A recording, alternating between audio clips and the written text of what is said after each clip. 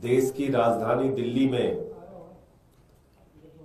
नई Delhi railway station पर भारी संख्या में जो श्रद्धालु महाकुंभ स्नान के लिए जा रहे थे, अपने अपने घरों के लिए भी जा रहे थे, कल रेलवे प्रशासन की बदइंतजामी के कारण, रेलवे प्रशासन की निष्क्रियता के कारण एक बड़ा हादसा नई दिल्ली रेलवे प्लेटफॉर्म पे हुआ और जिसमें कितने लोग मारे गए उसका कोई सही आंकड़ा अभी तक सामने नहीं आया है। कोई कह रहा है 15, कोई कह रहा है 18। जो चश्मदीद है, जो वहां मौजूद थे घटना के वक्त, उनमें से कई लोगों का कहना है कि यह संख्या बहुत ज्यादा है। लेकिन हर बार हमने देखा कि जब भी सरकार की निष्क्रियता के कारण, सरकार की खामियों के कारण, उनकी लापरवाही के कारण कोई घटना होती है तो पहला काम किया जाता है लीपापोती का।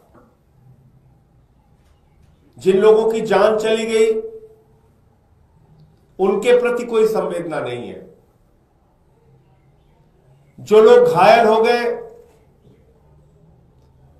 उनके प्रति कोई संवेदना नहीं है। रिपोर्टर्स के मोबाइल तोड़ो, उनको असलियत कैद न करने दो अपने कैमरे में। सरकार की तरफ से पहले मना करो कि कुछ हुआ ही नहीं है, अफवाह है, झूठ है, गलत है जो कुछ भी चलाया जा रहा है। फिर मजबूरी में जब मरने वालों की लाशें सामने आ जाती हैं तो मना किया नहीं जा सकता, मजबूरी में स्वीकार किया जाता है, फिर उस पर लीपापोती शुरू की जाती है। सबसे बड़ा सवाल है कि ये कब तक चलेगा इस देश के अंदर। देश के रेल मंत्री की, देश के सरकार की जवाबदेही कब तय होगी? कितनी दुर्घटनाओं के बाद? पटरियों पे ट्रेन आपस में टकरा जा रही है, 3-3, 4-4 ट्रेन आपस में टकरा जा रही है, सैकड़ों की संख्या में लोग मर गए, उसको दबा दिया गया, भुला दिया गया। रोज ट्रेन एक्सीडेंट हो रहे हैं, उसको दबा दिया गया, भुला दिया गया। कल जो वीडियो आया है वो बहुत हैरान करने वाला है। नई दिल्ली रेलवे प्लेटफॉर्म पे हजारों की संख्या में लोग दिख रहे हैं, हजारों की संख्या में। पूरा प्लेटफॉर्म भरा पड़ा हुआ है, लेकिन वहां रेलवे का प्रशासन नहीं दिख रहा है। उस भीड़ को कैसे व्यवस्थित किया जाए, कैसे नियंत्रित किया जाए, कैसे लाइनों में किया जाए, इसके लिए कोई रेलवे प्रशासन नहीं दिख रहा है। भगदड़ हो गई, लोगों की जान चली गई। रेल मंत्री जी इनकार कर रहे हैं पूरी घटना से, कुछ नहीं हुआ। दिल्ली के एलजी महोदय एक ट्वीट करते हैं, 29 मिनट बाद उस ट्वीट को एडिट करते हैं। आप ये करने के लिए बने हुए हैं। एक ट्रेन जो 12 नंबर प्लेटफॉर्म पे आनी थी, अनाउंसमेंट हुआ 16 नंबर प्लेटफॉर्म पे आएगी, और बताते हैं कि उसके कारण भी भगदड़ हुआ। असली वजह क्या है वो और डिटेल में जब पूरी बातें सामने आएंगी तो पता चलेगा, लेकिन अभी जो जानकारी मोटे तौर पे मिल रही है, ऐसे ही घटना उत्तर प्रदेश में महाकुंभ के दौरान रेलवे स्टेशन पे हो चुकी है, प्लेटफॉर्म को बदलने के अनाउंसमेंट की वजह से। तो क्या रेलवे प्रशासन को यह समझ नहीं थी कि अगर इतनी संख्या में लोग इकट्ठा हैं और अचानक आप ट्रेन के बदलने का अनाउंसमेंट करेंगे तो उससे भगदड़ की स्थिति पैदा होगी, और जो कि हुआ। और इतनी बड़ी घटना के बाद उसको इनकार करने पे सब लगे हुए हैं। तो इसलिए कई बार ऐसा लगता है कि क्या मरना हम लोगों की नियति बन गई है।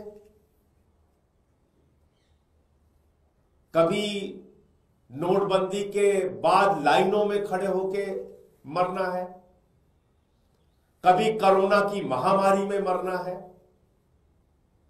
कभी महाकुंभ में मरना है, कभी ट्रेन के एक्सीडेंट में मरना है, कभी रोड के एक्सीडेंट में मरना है, कभी रोजगार मांगने पे मरना है, तो कभी फसल का दाम मांगने पे मरना है, कभी फ्लाईओवर के टूटने पे मरना है, कभी पुल के टूटने पे मरना है। ऐसा लगता है मरना हमारी नियति बन गई है और कोई फर्क नहीं पड़ता सरकार को। संवेदनहीनता की पराकाष्ठा है, कोई फर्क नहीं पड़ता सरकार को। इतनी बड़ी बड़ी घटनाओं पे ऐसे बयान दिए जाते हैं, शर्म आएगी आपको। महाकुंभ में इतने लोग मर गए, कहा जाता है साहब वो तो मोक्ष को प्राप्ति हो गए। तो मोक्ष की प्राप्ति उन लोगों को दीजिए जो उस बद इंतजामी के लिए जिम्मेदार है, उनको भी बोलिए आप मोक्ष प्राप्त कीजिए। ये आपके घाव पे नमक छिड़कने की प्रवृत्ति सरकार की कब तक चलती रहेगी? ये बड़ी बड़ी घटनाओं पे लीपापोती करके अपने गुनाहों को दबाने की कोशिश कब तक चलती रहेगी? जहां पे लाशें रखी गई हैं वहां पुलिस के जवान खड़े करके मरे हुए लोगों की सुरक्षा करके क्या दिखाना चाहते हैं? संख्या को छिपा के आप क्या बताना चाहते हैं? कि आपको अपनी गलतियों से सीखना नहीं है, आपको घाव पे नमक छिड़कना है। इसलिए मैं आम आदमी पार्टी की ओर से, अपनी ओर से,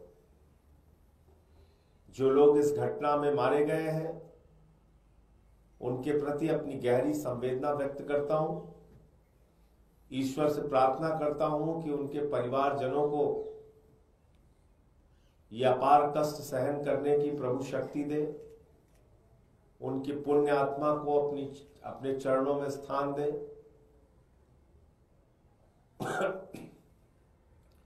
और इस सरकार को सद्बुद्धि दे